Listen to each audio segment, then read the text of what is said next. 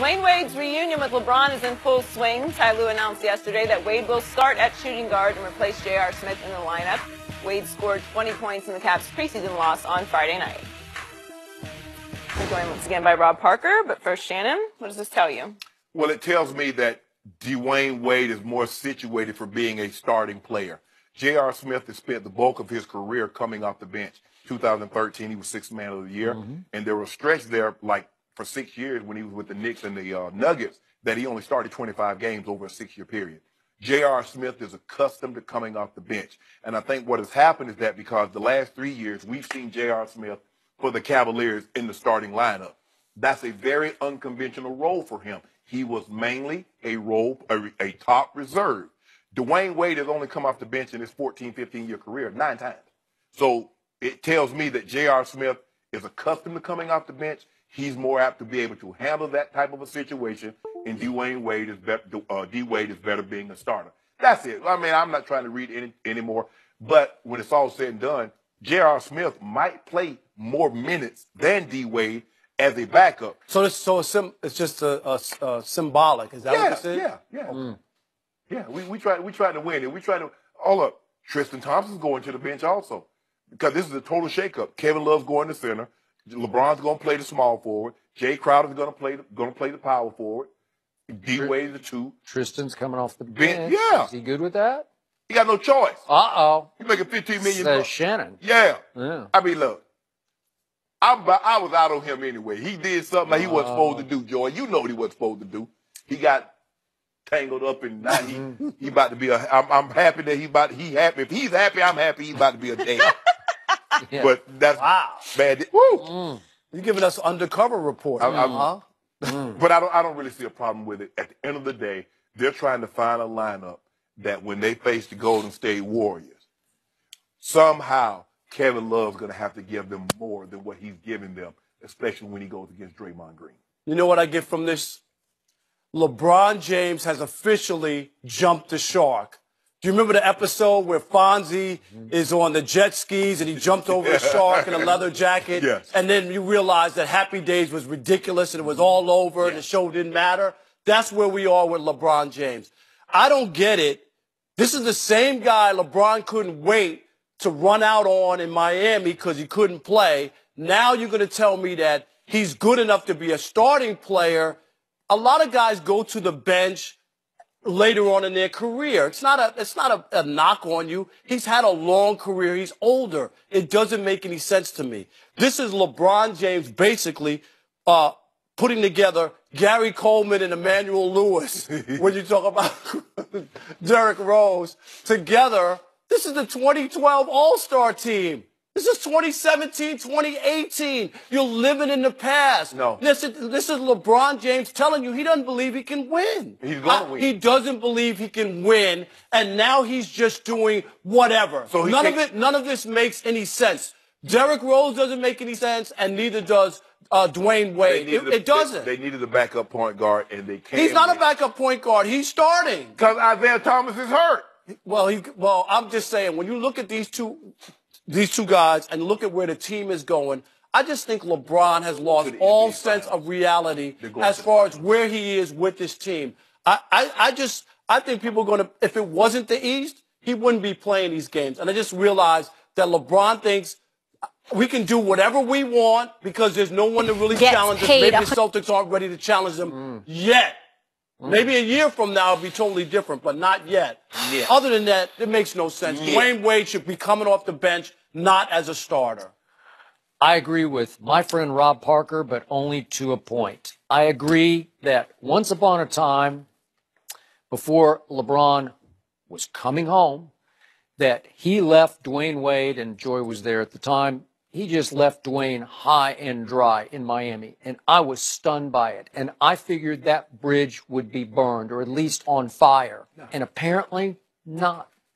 Because I guess on Dwyane's part, this was true brotherly love. Yeah.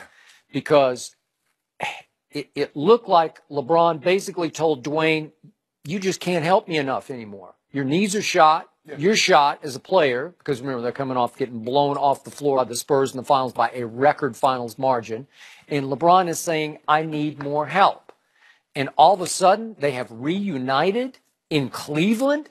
And LeBron obviously runs the franchise and has decreed he will be in the starting lineup, whether it's ceremonial or whatever you want to call it. But he will. And this is where you and I part ways on this. I still have so much respect for Dwyane's intangibles, his character, his leadership. It's way beyond LeBron's as a leader. Stop it. It is. It's way beyond. That's not what the scout said. That's not what the general manager said. Father time always wins, Skip. I got you. You're living in the past, but even you know what? Dwyane Wade.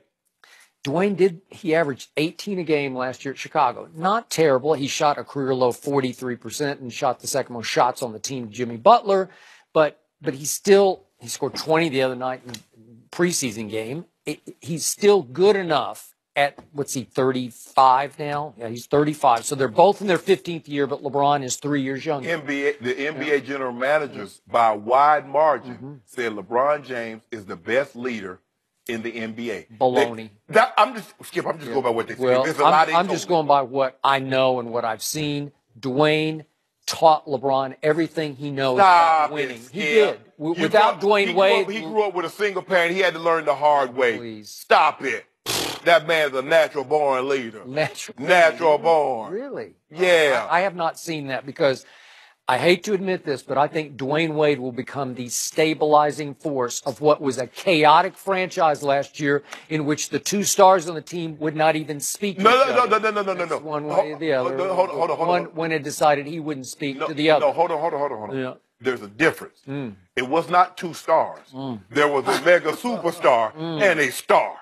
The star was the closer, so he was the more important player because all the big shots were taken by the star. All I know is that people were calling, y'all trying to get rid of Bron? Y'all trying to get rid of Bron? No. They can't move Bron. They moved him. Moved him. So will JR and Tristan remain happy all year long? Yeah. Maybe not. They're going to be happy. JR happy. But Tristan will be happy. To your point, have maybe Dwyane starts and plays 5 minutes, and then mid first quarter in come the two other guys. He played less than 30 when they were counting on him. Skip, I mean, look, if he can give them anything somewhere between 12 to 15 points and play somewhere between 25, 28 minutes, they gladly take that. But LeBron going to win the MVP, so LeBron's going to average 25, 10, and 7. So that's what we going to do for you. I just harken back to the Miami days, and I just look at it, and it just looks to me like for Dwyane Wade, he had nowhere else to go, no other situation. He had nowhere else to go. That's why. Sure he did. That's why he wound up in. He could have gone. He wouldn't go back to Miami because he wouldn't want to face Pat Riley, right? Who treated him a certain way, and he wasn't happy with it. So he winds up going back, going with LeBron. All these free agents that's supposed to be going down there, you know, he wanted Dwyane Wade to take less money so he can get Kevin Durant. And he wanted to sign all these guys that's coming available. Why isn't anybody down there? It's amazing when you had D. Wade, how you can get people to come down there. Well, but you know what? I blame D. Wade for when he took less money and signed that deal. Shame on him. Yeah. Because he's the one who did that and put himself in that situation. And you know what? When guys do that, they usually get screwed in the end. And that's what not usually, always. Always, right. So he did that. Just for the record, the Spurs did want Dwyane Wade, but you know what would have happened? He would have played 15 minutes off the bench. Absolutely. You know what? He was offered a bench role in Miami also. He was. So. You know? Well, because that's where he should be. But what the story tells you is that LeBron never really left because he thought Wade was done for. He left because he wanted control over a franchise, which he got in Cleveland. Yeah, but I'm not totally sure about that. He's starting this year in Cleveland. He's starting. I know. That's what the story is. Yeah. I know. So we thought his knees were shot 3 years ago, but now they're fine. I think at this point he rescued his friend who was out there floundering. Right? Okay, who didn't want to be in Chicago. And you know what? Hey, bro, help me out, Skip. Hey, Skip. Help me out. I'm floundering. I need help. I will say that Derrick Rose and Dwyane Wade did excellent together last year in Chicago with that 31-win team. So good point. Hey, Skip, let me ask you a question. Would you like to be floundering with $13 million in your pocket? Who has been the Chiefs MVP this season? We'll discuss that with Tony Gonzalez next. I'm floundering. Dwyane Wade's reunion with LeBron is in full swing. Ty Lue announced yesterday that Wade will start at shooting guard and replace J.R. Smith in the lineup. Wade scored 20 points in the Caps' preseason loss on Friday night. We're joined once again by Rob Parker, but first, Shannon, what does this tell you? Well, it tells me that Dwyane Wade is more situated for being a starting player. J.R. Smith has spent the bulk of his career coming off the bench. 2013, he was sixth man of the year, and there was a stretch there, like for 6 years when he was with the Knicks and the Nuggets, that he only started 25 games over a 6-year period. J.R. Smith is accustomed to coming off the bench, and I think what has happened is that because the last 3 years we've seen J.R. Smith for the Cavaliers in the starting lineup. That's a very unconventional role for him. He was mainly a top reserve. Dwyane Wade has only come off the bench in his 14, 15-year career 9 times. So it tells me that J.R. Smith is accustomed to coming off the bench. He's more apt to be able to handle that type of a situation, and Dwyane Wade is